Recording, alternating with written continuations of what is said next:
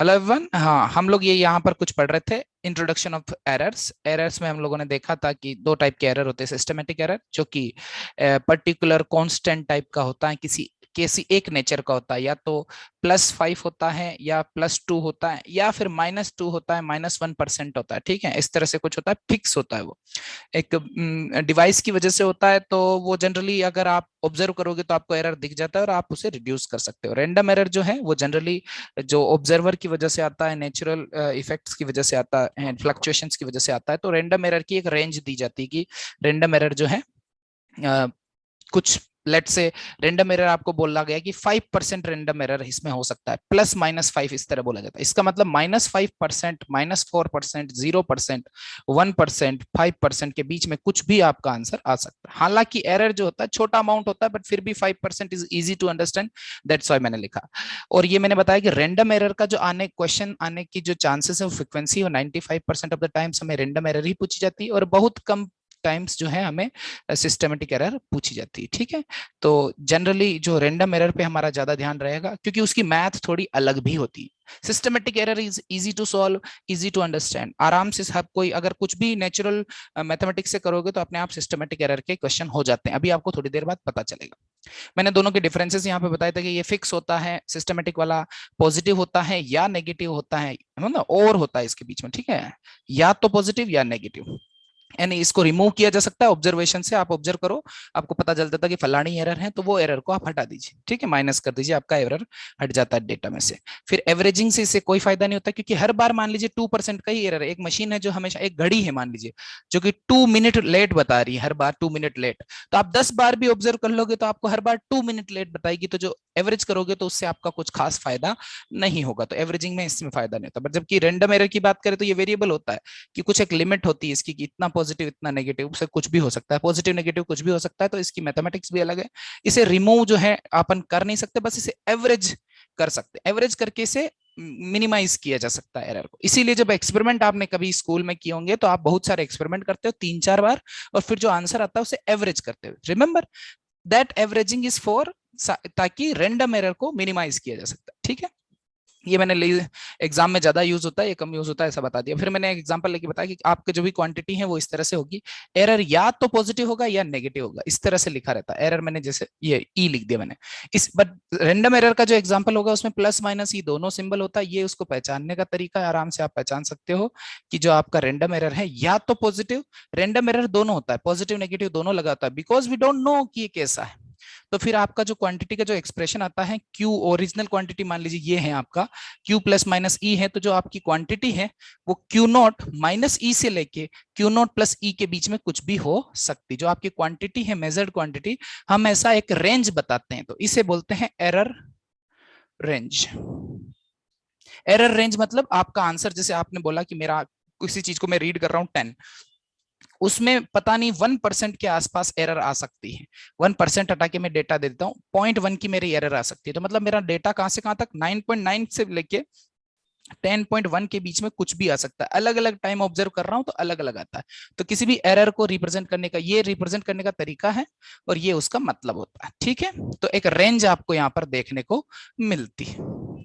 ठीक है, इसके बाद हम लोग मैथमेटिक्स या फिर एल्जेब्रा ऑफ एरर यहाँ पर पढ़ेंगे। ठीक है, तो एल्जेब्रा में बेसिकली हम लोग किस तरह से हमारी जो एरर है वो ऐड और सब्सट्रैक्ट होती है, किस तरह से हमारा बेसिक बिहेवियर होता है, ये मैं आपको बताने वाला हूँ। ठीक है ना।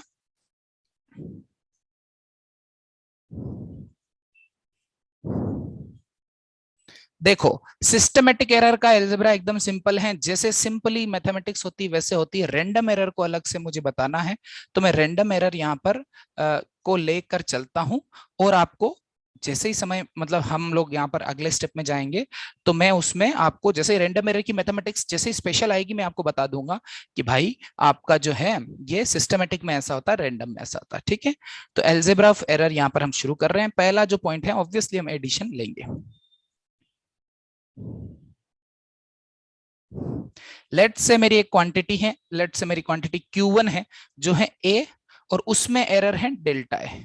अगर केवल प्लस लिखा है तो सिस्टमेटिक होगी, हम प्लस माइनस वाला दोनों वाला कवर कर रहे हैं। इसी तरह मान लीजिए दूसरी क्वांटिटी है जिसका नाम है B plus minus delta B. अब अगर मान लीजिए मुझे इन दोनों को ऐड करना है, एक बात तो तय है कि दोनों की यूनिट जो है सेम होनी चाहिए, लेट से मीटर मीटर, क्योंकि कल ही मतलब इससे पहले वाले चैप्टर में हमने देखा कि सेम टाइप की फिजिकल क्वांटिटी ही ऐड होती है, लेंथ में लेंथ ही ऐड होगा, आप दूसरा कुछ ऐड नहीं कर सकते। जो Q1 और Q2 आपने मान लीजिए ऐड किया तो सिंपली उसका जो मैग्नीट्यूड है, देखो जो क्वांटिटी, ये क्वांटिटी है, ये पहले बचपन से ही आप देखते आए हो, तो क्वांटिटी को जब ऐड करेंगे ए और बी, Q1 और Q2 को ऐड करेंगे तो ए और बी ऐड होता है, एज वेल एज जो रैंडम एरर है delta A plus delta B भी यहाँ पर ऐड हो जाता है। मतलब रैंडम एरर क्या है, वो प्रोबेबिलिटी है कि कितना ज्यादा गलत कर सकते हैं। ठीक है, एकदम सिंपल सा है, देखने से भी सिंपल लगता है। फिर भी हम यहाँ पर एक एग्जांपल आपके सामने, मैं आपके सामने एक सिंपल एग्जांपल ले लेता हूँ। ठीक है, लेट से क्वांटिटी जैसे Q का मैं वैल्यू ले लेता हूँ। Q है मान लीजिए 3 प्लस माइनस 0.3, जानबूझ के ज्यादा अमाउंट ले रहा हूं, चलिए 0.03 ले लेता हूं। एक क्वांटिटी Q1 है जो कि 3 और 0.3 है, और इसी तरह जो क्वांटिटी Q2 है, Q1 और Q2 जो क्वांटिटी है जो है मान लीजिए 2 प्लस माइनस 0.02। ठीक है, तो आपका जो यहाँ पर इससे क्या समझ में आता है, हम दोनों, हमको इन दोनों को जोड़ना है, तो जो क्वांटिटी है वो ऐड होगी, इसमें तो कोई बड़ी बात नहीं। तो Q1 प्लस Q2 जब आप करोगे तो आसानी से आप बता सकते हो कि आपका आंसर 5 है। ठीक है, अब देखिए 3 प्लस माइनस 0.3 का मतलब क्या होता है, 3 प्लस माइनस 0.3 का मतलब ये हुआ कि आपका आंसर 2.9, आपकी रीडिंग, आप लोग कनेक्टेड हो सब? Yes sir. 2.97 से 3.03 के बीच में कुछ भी आ सकता है। क्या आपको ये बात समझ में आया? और इसी तरह इसका रीडिंग 1.98 से लेके ये बीच में, मतलब ये रेंज है ना, आप इसे माइनस मत समझना, से 2.02 के बीच में कुछ भी आ सकता है। ठीक है, अब आप इन दोनों क्वांटिटीज को Q1 और Q2 को ऐड कर रहे हो, आपको Q1 और Q2 को ऐड करना था, तो आप यहां देख पा रहे हो कि जब मैं इसका वर्स्ट वर्स्ट मतलब मिनिमम लूंगा और इसका भी मिनिमा लूंगा, तो अगर मैं ये मिनिमा लूं इस और ये भी मिनिमा लूं, तो दोनों का जब मैं एडिशन करूंगा तो कितना आएगा, 2.97 प्लस 1.98। तो हम यहाँ पर आराम से इसको ऐड करके बता सकते हैं 4.95 बन रहा है। आप कर लीजिए, 2.97 में 1.98 ऐड करोगे तो 4.95 आपका बनेगा। ठीक है, इसी तरह अगर मैं मैक्सिमम वैल्यू लूं, ये वाली और ये वाली, ठीक है, मैक्सिमम पॉसिबल, मुझे थोड़ी पता है कि मैं एरर जो है रीडर, रीडिंग करने वाला जो ऑब्जर्वर है किस तरह के एरर करने वाला है, तो मैं दोनों केसेस आपके सामने ले रहा हूं, एक मैक्सिमम और एक मिनिमम। तो मैक्सिमम मैक्सिमम को मैं जोड़ूंगा तो कितना आएगा, 5.05। तो जो आपका आंसर है 5.05 ऐसा आएगा। ठीक है, इसको देख के आप आराम से समझ सकते हो कि देखो ओरिजिनल वैल्यू 5 थी, तो ये 5 के आगे पीछे कितना घूम रहा है, ये एरर रेंज आपके आंसर Q1 और Q2 को जब आपने ऐड किया तो ये Q1 और Q2 का रियल एडिशन है, 4.95 से लेके 5.05 के बीच में कुछ भी आपका आंसर आ सकता है। इसका मतलब 5 में कितना 0.5 माइनस हो रहा है और 5 में 0.5 प्लस हो रहा है। तो यहाँ पर आपको ये समझ में आया कि ये मैंने एक्सप्लेन करने की कोशिश की एग्जाम्पल के थ्रू कि हाँ भाई, जो हमारा जो रीडिंग है वो 3 और 2 तो 5 हुआ ही, आपका 3 और 2 5 हुआ, उसका जो एरर भी है वो भी डायरेक्टली ऐड हुआ है, परंतु फिर भी ऐड होने के बाद आपने सिंबल उसका क्या लिखा, प्लस माइनस दोनों सिंबल लिखा, क्योंकि हमारा आंसर 5 प्लस माइनस 0.5 है, मतलब 0.05, मतलब 4.95 से 5.05 के बीच में हमारा आंसर आ सकता है, बिकॉज वी डोंट नो कि कब कौन सी मिस्टेक हो रही है। क्या हम लोग जब क्वांटिटी को मेजर कर रहे हैं, जैसे Q1 को मेजर कर रहे हैं, तो Q1 को जब मेजर कर रहे हैं तो किस तरह का वो करेगा, जैसे Q1 यहां लिख देता हूं और Q2, तो Q2 को मेजर, ये तो ठीक नहीं दिख रहा, यही ठीक था, क्योंकि वहां ऐसा इक्वल टू लगेगा जैसे कि Q2 आंसर है। तो Q1 Q2 को जब मेजर कर रहे हैं किस तरह की मिस्टेक कर रहे हैं ये हमें पता नहीं है, तो फिर मैंने आपको उसको थोड़ा एक्सप्लेन करके बता दिया। और ये बहुत ऑब्वियस है, हाँ सबको ये बात एग्री भी कर जाते हैं, हाँ सर दो क्वांटिटी को जोड़ रहे हैं 1 2 और 3 को तो 5 बनेगा, एरर भी 2 और 3, 0.03 और 0.02 मिलके 0.05 इसकी एरर बन जाएगी, एज वेल एज जो यूनिट होगी, जैसे क्वांटिटी की जो यूनिट है वही आंसर की यूनिट हो जाएगी। ये तो प्रिंसिपल ऑफ होमोजेनिटी से पहले हम लोग पहले से जानते हैं, आपको थोड़ा साथ साथ लिखना है। ठीक है, अगर कोई बात हो तो आप मेरे साथ शेयर कर सकते हैं, अगर कुछ पूछना बताना हो तो। हेलो। Yes sir. अब अगर आपका एग्जाम में कुछ आता है तो आप इसको डायरेक्ट ऐसे करोगे, ये एक्सप्लेनेशन जो है, ये जो ऊपर नीचे ग्रीन में जो लिखे हैं वो आपको लिखने की जरूरत नहीं, डायरेक्ट ये येलो वाला ही आपका आंसर आपको लिखना है। ये हम ट्रेनिंग दे रहे हैं आपको, समझ रहे हो? हमारा फोकस ये है कि हम डायरेक्ट ये इससे ये लिख सकें। अभी तो फर्स्ट टाइम देख रहे हैं, दैट्स वाई मैं आपको इसका एक्सप्लेनेशन भी मतलब थोड़ा सा इसको एलिब्रेट करने की कोशिश कर रहा हूँ, ठीक है?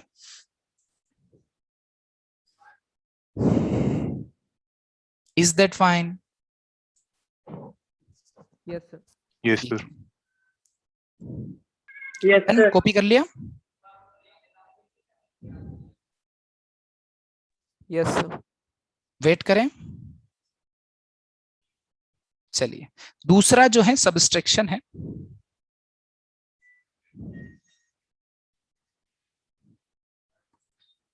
अभी एडिशन में तो कुछ खास हमको दिखा नहीं, सबस्ट्रैक्शन में आपको यहां पर दिखाने की कोशिश करता हूं। तो यही डेटा मैं आपके सामने ले लेता हूं।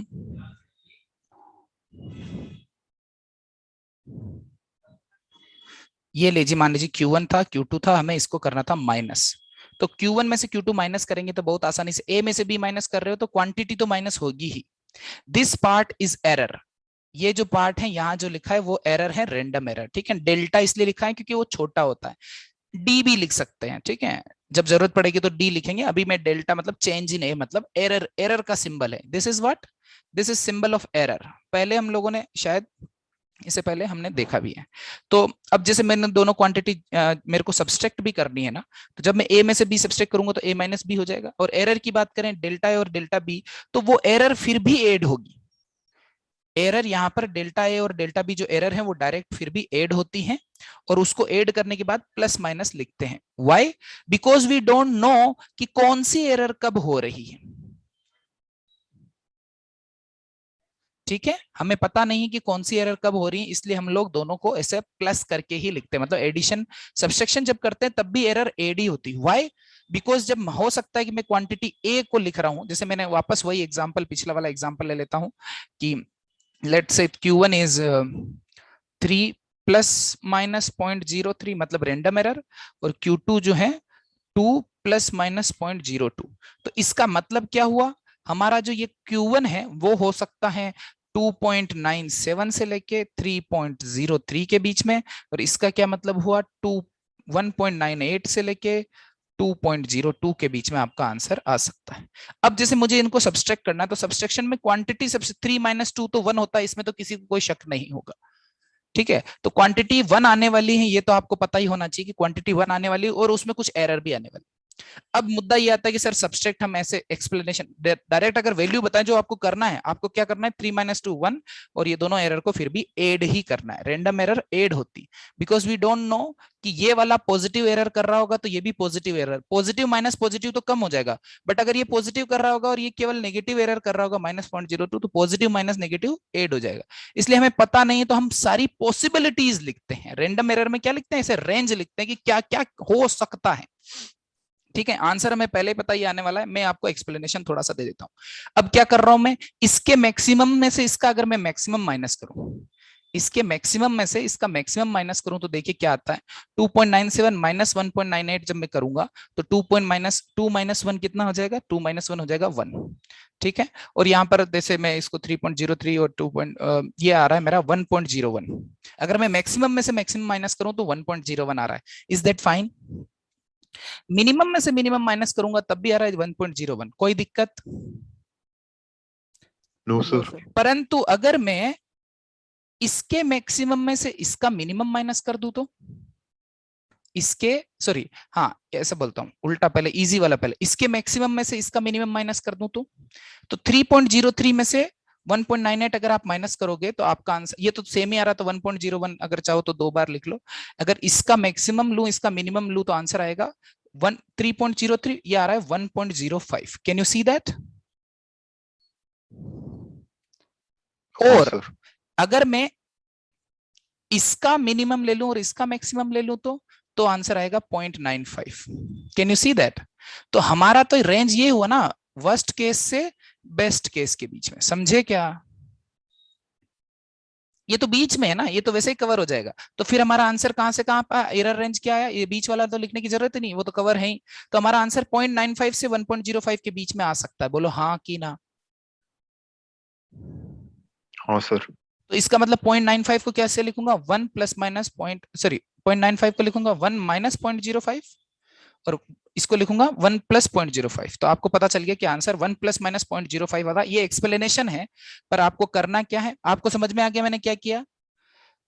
अरे मुझे पता थोड़ी कि Q1 को मैक्सिमम सबसे अच्छा एरर किस में करेगा, वो Q1 में पॉजिटिव एरर करेगा कि नेगेटिव, कुछ भी नहीं पता। तो हमें सारे कॉम्बिनेशंस देखने की जरूरत होती है, फिर आंसर आ जाता है 3 माइनस 2 हो जाता है 1। और ये जो एरर रहता है, रेंडम एरर जो होती है ऑलवेज एड होती है, जीरो। हालांकि ये शब्द बोलने के लिए सही नहीं है, बट फिर भी मैं बोल रहा हूँ 3 और 2 जो है यहाँ पर एड हो जाते हैं। हालांकि एड कहना गलत है, क्योंकि यहाँ पर हम एड के अलावा यहाँ माइनस साइन भी लगा रहे हैं।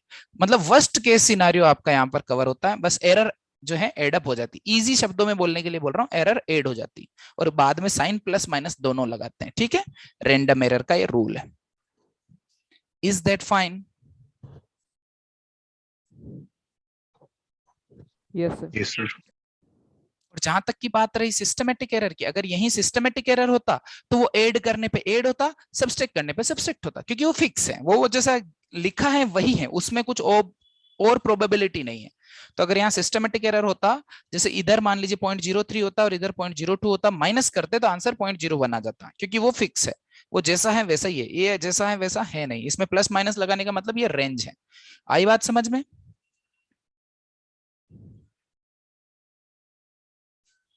Hello? Yes sir. Yes sir. Systematic वाला मैं वापस ऊपर आके इसी को एडिट करके लिखूंगा, अभी आप रैंडम की सीखिए। सिस्टमेटिक वाला आपको कॉपी करने की भी जरूरत नहीं पड़ेगी। सिस्टमेटिक वाला होता है ऑब्वियस मैथमेटिक्स। सिस्टमेटिक एरर की मैथमेटिक्स कैसी होती है? ऑब्वियस, जो आप सामान्य तौर पे करते हो। पर रैंडम एरर की मैथमेटिक्स थोड़ी अलग है, जो कि आपके सामने है, तो आपको थोड़ा उसको प्रोसेस करना है। ठीक है? ठीक है सर।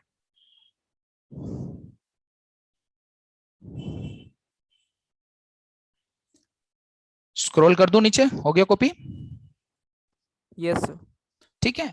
नाउ मल्टीप्लीकेशन, डिवीजन और पावर सबको मैं एक साथ कवर कर देता हूं, because you are 12th class student, you can easily understand that. देखना, मल्टीप्लीकेशन,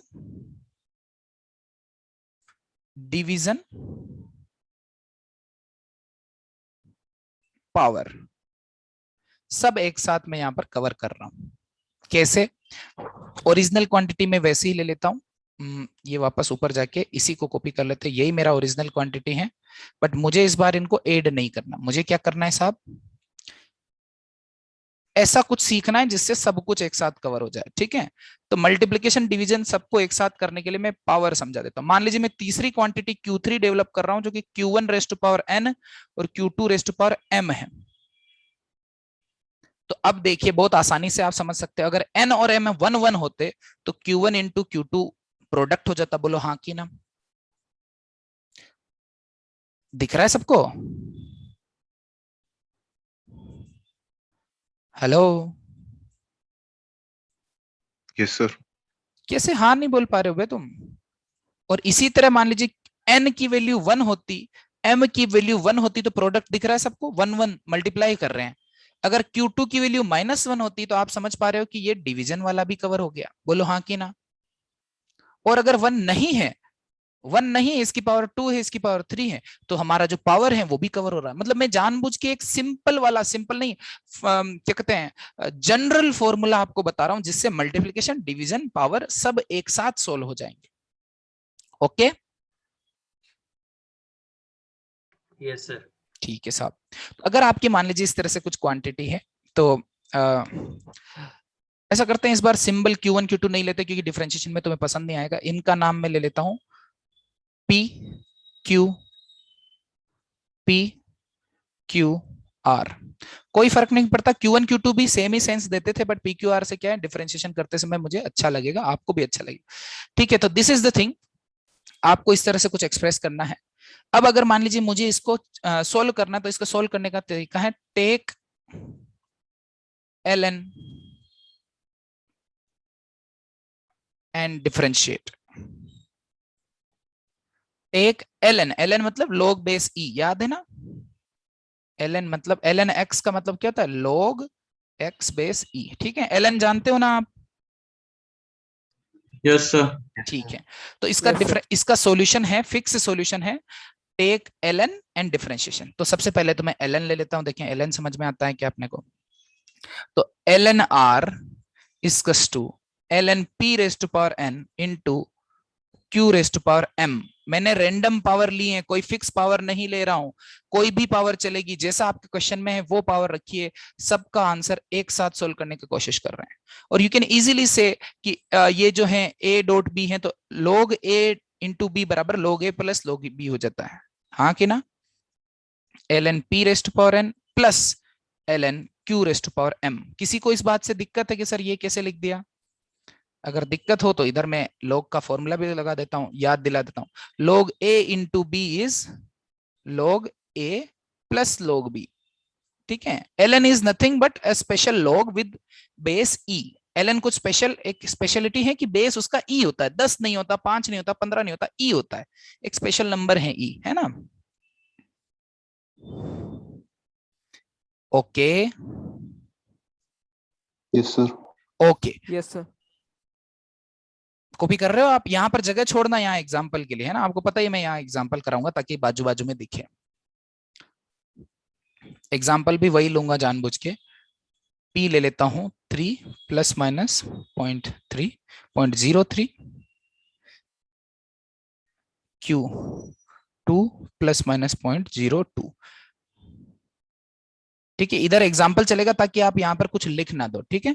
और इनकी यूनिट मल्टीप्लिकेशन डिवीजन में यूनिट अलग अलग भी हो सकती है। मल्टीप्लिकेशन डिवीजन में कोई रूल नहीं है, एडिशन और कंपैरिजन और सब्सट्रैक्शन में रूल था होमोजेनिटी का, ठीक है।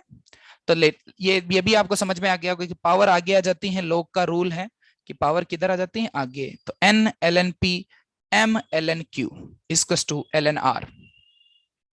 नाउ अब क्या करेंगे, differentiation.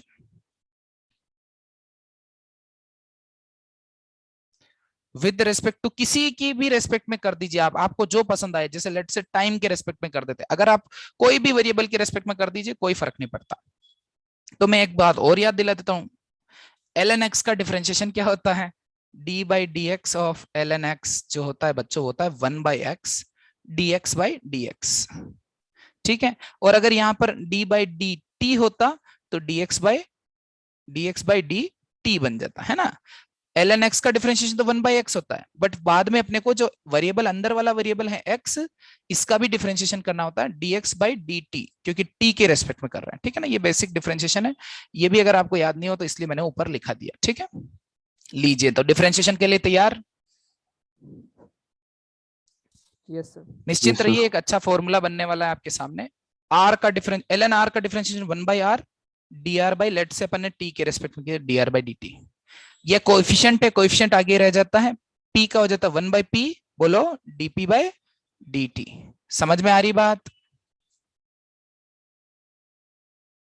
Yes, sir. m 1 by q dq by dt, और सब जगह से जो भी जिसके भी रेस्पेक्ट में आपने डिफरेंशिएशन किया था वो उड़ जाएगा, ठीक है। तो ये आपका आंसर आ गया कि dr बाई r, तो यहाँ पर dr बाई r जो है आपका, जो है वो रिलेटिव, अभी ये फ्रैक्शनल एरर मैंने आपको समझाना है। dr बाई r जो मेरा फ्रैक्शनल एरर हो गया, वो हो गया n into D P by P plus m into D Q by Q. तो अगर आप डी क्यू यहाँ पर जाके ऊपर मैं आपको समझा देता हूँ कि जरूरी नहीं कि ये डेल्टा लिखा हो सकता है डी लिखने से अगर हमारा फायदा है तो डी लिख दो।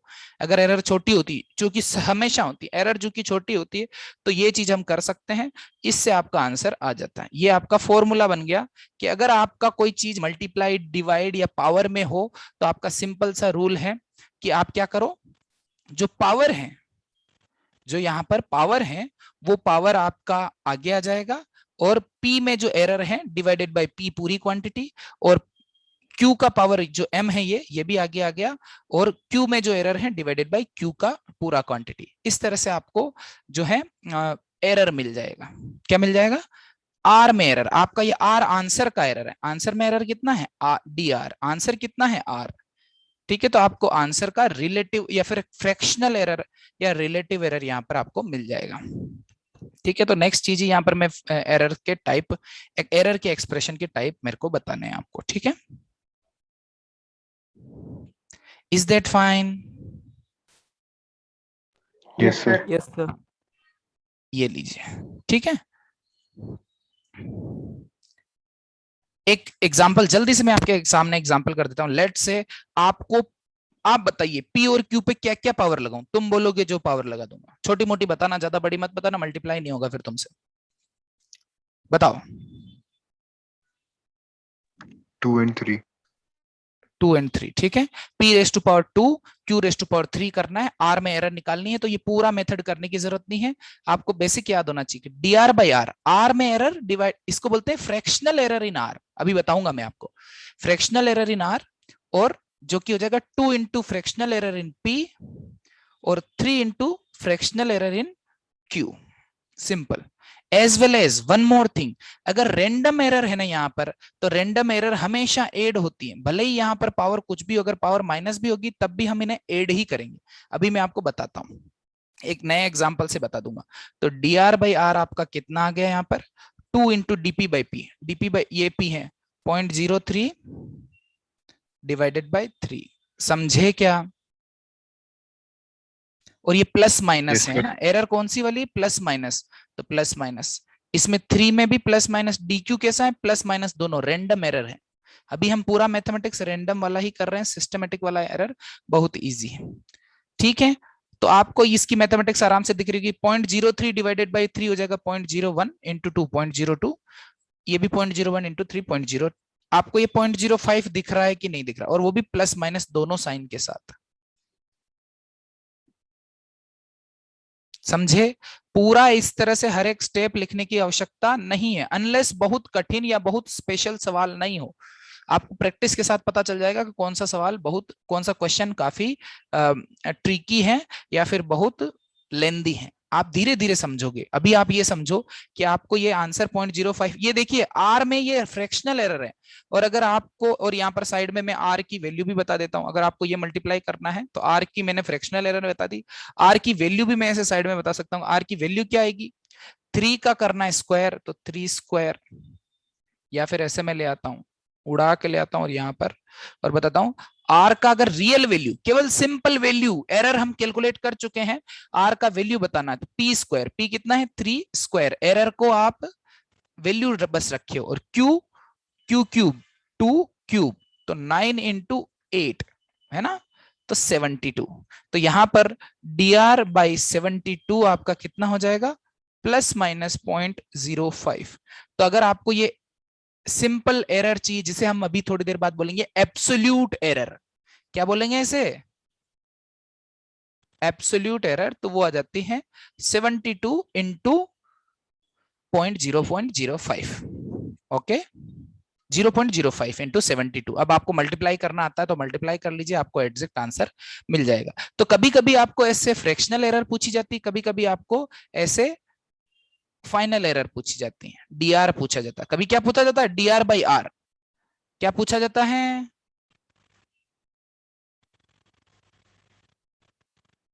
dr by are. तो dr बाई आर तो हमारा ये डायरेक्ट आपको पता चल ही गया है। क्या आपको ये एग्जांपल समझ में आया? Yes, sir. Yes, मैं इस पे जूम कर देता हूं, आपको भी इस एग्जांपल को लिख लेना है। अगर आपको कुछ भी छोटी मोटी बात कुछ ज्यादा कम लग रही हो तो मुझे बताओ, मैं ऐसा इसको पिंच ही कर देता हूं।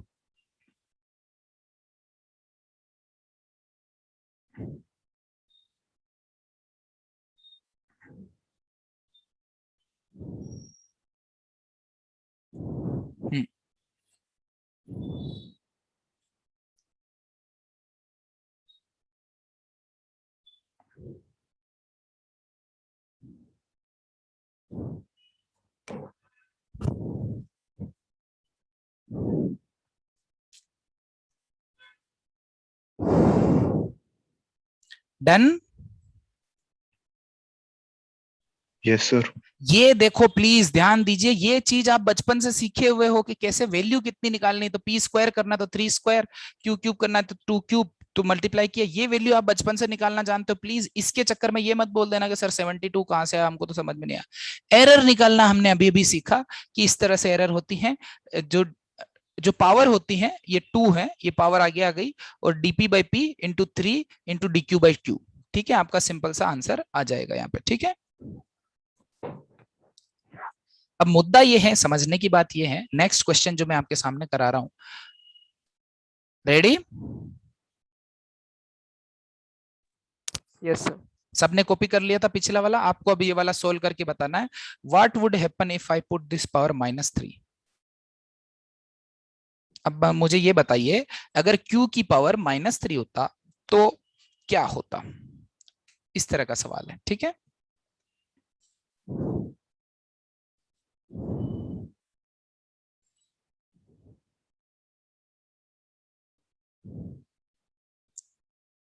क्वेश्चन आपको फिर से लिखना है, सॉल्यूशन मैं आपको बताऊंगा।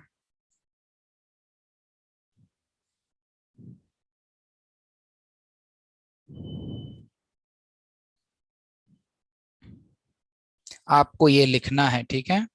P और Q ये है, क्वेश्चन चेंज हो गया। इन द प्रीवियस, आप ऐसा भी लिख सकते, in the previous question find out error range of P rest power 2 into Q rest power -3, या फिर P square into Q rest power -3 का वैल्यू बताओ। वैल्यू बताना मतलब एरर के साथ बताना। इस चैप्टर में पूरा ध्यान एरर पे है, वैल्यू तो हर कोई बता देगा। क्या आपने कॉपी कर लिया? Yes sir. अब देखिए, जो स्पेशल चीज होती है वो यहां होती है कि -3 है तो पावर -3 लग जाएगा, ठीक है? पर -3 को भी आप अगर +-0.02 से मल्टीप्लाई करोगे तो माइनस प्लस बन जाएगा। इससे क्या फर्क पड़ता है? ये तो प्लस माइनस वैसा ही बिहेव करेगा जैसा पहले कर रहा था, समझे क्या? तो इससे कुछ भी फर्क नहीं पड़ेगा, ये जो रिलेटिव एरर है वो सेम रहेगी, समझे? क्योंकि एरर, रैंडम एरर जो है, हम लोग वर्स्ट केस से बेस्ट केस के बीच में देखते हैं। हमें पता नहीं है कि सामने वाले ने पॉजिटिव कब किया होगा, नेगेटिव कब करेगा, तो हम वर्स्ट केस से बेस्ट केस के बीच का आंसर देखते हैं। मतलब दोनों एरर को जोड़ा जाता है। रैंडम एरर में हमेशा एरर ऐड होती, सही स्टेटमेंट नहीं है, पर फिर भी आपको याद रखना है। ऊपर जाके पिंक लाइन के ऊपर लिख सकते हो, सही नहीं है, जनरल मतलब ऐसे चिंदी स्टेटमेंट है, अच्छा बच्चों को लगता है इसलिए बता रहा हूं। आसानी से आप इसे रिकॉल कर सकते हो। रैंडम एरर हमेशा ऐड होती है। हालांकि हम देख रहे हैं ऐड के बाद यहाँ प्लस और माइनस दोनों लगाया है, बट फिर भी क्या बोलते क्या है, हमेशा ऐड होती। Even this sign is minus, we put it minus into plus minus, minus plus हो जाता है, और फाइनली ये अपन प्लस में से प्लस वाला माइनस कर देते हैं, माइनस में माइनस वाला माइनस कर देते हैं, प्लस में से माइनस वाला माइनस करते हैं, और माइनस में से प्लस वाला माइनस करते हैं। तो सारी कॉम्बिनेशन यही देती है कि आपका जो सीन है वो माइनस प्लस माइनस 0.05 है। मतलब एरर जो है -0.5 से 0.05 से लेके प्लस 0.05 के बीच में कुछ भी आ सकती है, समझे? ये रेंज है हमारी। Did you understood that? Yes, sir. परंतु यस सर। इसके बाद जो जनरली बच्चे गलती करते हैं, वो सोचते हैं ये आंसर सेम आया तो ये भी आंसर सेम आएगा। बस यही गलती हो जाती है, क्योंकि जोश जोश में उनको लगता है सोल्व क्यों करूँ, ये तो माइनस सर ने बताया, तो माइनस का कोई मतलब नहीं। नहीं, माइनस का मतलब है क्वांटिटी में तो दिक्कत होगी ना। क्वांटिटी तो 9/8 हो जाएगी 72 की बजाय, समझे क्या? क्वांटिटी चेंज हो गई, Yes, sir. Relative error same है बट क्वांटिटी सेम चेंज हो गई। तो यहां पर जो आंसर है वो देखिए 9/8 से और मल्टीप्लाई हो जाएगा, समझे क्या? ये आप पिंक लाइन से ऊपर अपने बुक में लिख दीजिए, जहां डेट लिखते हैं उसके बाजू में, कि भैया ये छोटी सी चीज है, not a scientific statement, but फिर भी it is easy to understand and it is easy to remember कि जब कभी रैंडम एरर आए तो आपको हमेशा उसे ऐड ही करना है, समझे? रैंडम एरर जो है सब्सट्रैक्ट नहीं होती, क्योंकि रैंडम एरर में वर्स्ट केस सिनेरियोस देखे जाते हैं, कितना मैक्सिमम पॉसिबल नेगेटिव एरर किया जा सकता है और कितना मैक्सिमम पॉसिबल पॉजिटिव एरर किया जा सकता है, उसके बीच में हमारे आंसर्स आएंगे। ये बात हमें रैंडम एरर से पता चलती है। डू यू, मतलब ये पचने लायक बात है कि नहीं पच रही?